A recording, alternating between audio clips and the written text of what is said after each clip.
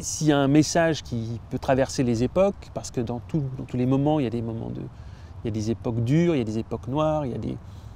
Collectivement, lui il dit, on peut continuer. Et on peut continuer en faisant des choses qui vont traverser le temps, qui vont traverser les époques.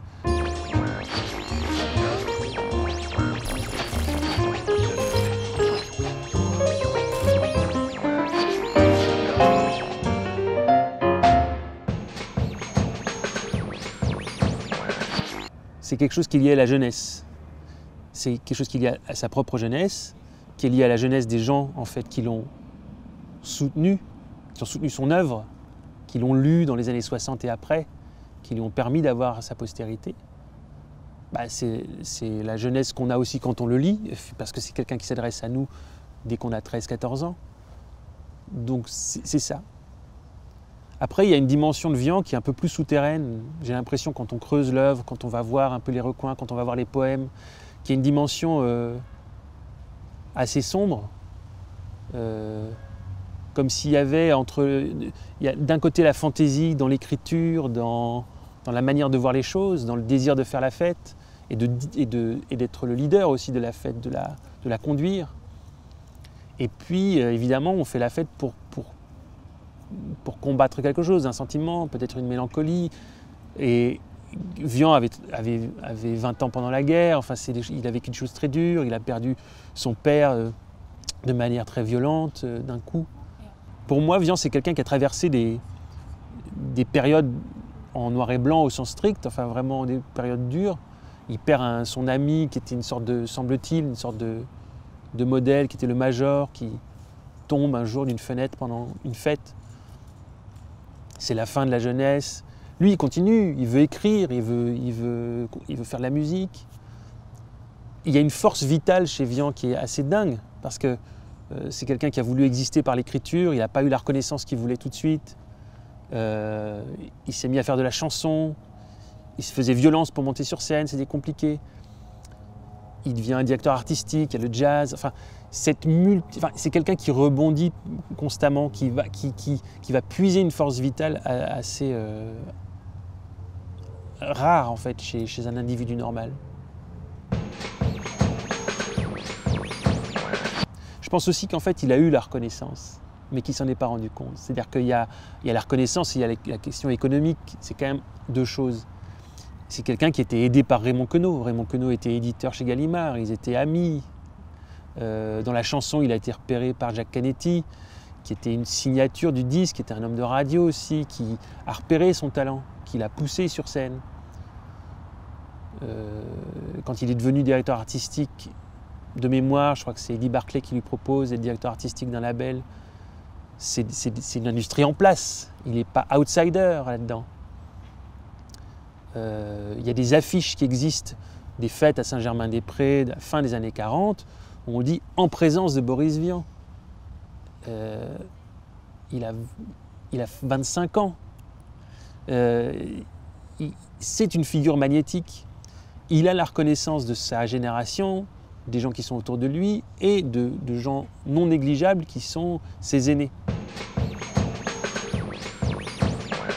Il a traversé une période, comme les gens de sa génération, hein, très dure. Il a passé la fin de son adolescence et le début de sa vie d'adulte pendant la guerre.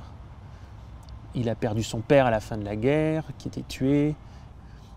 Quelques années après, lui, il perd son ami, qui est le major, qui était une sorte d'alter ego, peut-être un modèle.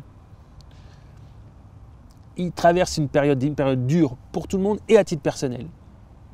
Et malgré tout, ça pulse, c'est-à-dire que il écrit, il chante, il écrit romans, poèmes, pièces de théâtre. Il vit dans son époque, il est au cœur de ce qui bouge à Paris à ce moment-là. Il en est le symbole. Et il nous dit, non seulement on peut s'en remettre, mais on doit s'en remettre. Pour schématiser, on a le devoir de chanter, grosso modo. C'est un peu ça qu'il nous dit. Et puis on a le devoir de se moquer, on a le devoir de critiquer, on a le devoir de ne pas être dupe. Et on peut en même temps être dans la mélancolie, évidemment, mais ne pas se laisser submerger par elle. Si vous voyez aujourd'hui comment son œuvre continue d'exister, comment elle est saisie, comment elle est célébrée, je pense qu'il y aurait d'abord un sentiment de satisfaction et limite de enfin on m'a compris. C'est quelqu'un qui a été avec sa propre époque, dans un désir d'être entendu, que ses livres soient lus, tout en étant dans le désir de gêner un peu, quoi, de mettre un coup de pied dans la fourmilière, de provoquer. Donc peut-être que s'il voyait ça, le côté admis, ça pourrait peut-être le gêner. Et donc il se remettrait à écrire.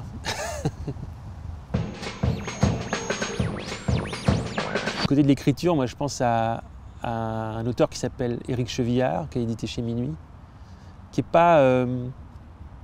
c'est pas la même teinte que Vian, mais il y a quelque chose de commun dans la manière de regarder le réel et de le transfigurer en fait à travers l'écriture, d'en faire une matière malléable et étonnante. Du côté de la chanson, Philippe Catherine, en plus il a incarné Vian dans le film de Johannes Farr. Et je pense à Arthur H aussi, qui lui, mais a de Borisien le côté multitâche, le côté touche à tout.